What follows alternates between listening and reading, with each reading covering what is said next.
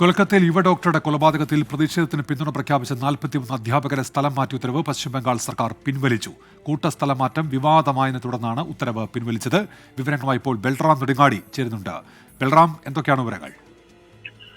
ഉന്മേഷ്, കൊൽക്കത്തയിലെ ആർജിക്കർ ആശുപത്രിയിൽ യുവ ഡോക്ടർ ബലാത്സംഗത്തിനിരയായി കൊല്ലപ്പെട്ട സംഭവത്തിൽ പ്രതിഷേധവുമായി അല്ലെങ്കിൽ പ്രതിഷേധത്തെ പിന്തുണച്ച 43 പ്രൊഫസർമാർക്കാണ് കൂട്ടസ്ഥലം മാറ്റം നൽകിക്കൊണ്ട് കഴിഞ്ഞ ദിവസം പശ്ചിമ ബംഗാൾ സർക്കാർ ഉത്തരവിറക്കിയത്.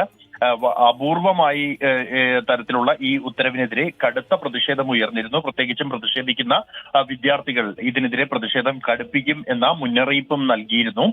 കാരണം ഈ പെൺകുട്ടി കൊല്ലപ്പെട്ട ഡോക്ടറുടെ ഡിപ്പാർട്ട്മെന്റ് ഒഴികെയുള്ള മറ്റ് ഡിപ്പാർട്ട്മെന്റിലെ വിദ്യാർത്ഥികളും അധ്യാപകരും അടക്കമുള്ളവർ ഈ പ്രതിഷേധത്തിന് പിന്തുണ നൽകിയിരുന്നു.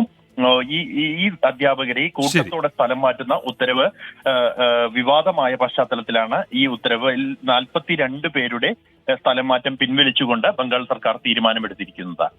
ശരി, ബൽറാം നെടുങ്ങാടിയാണ് വിവരങ്ങൾ നൽകിയത്.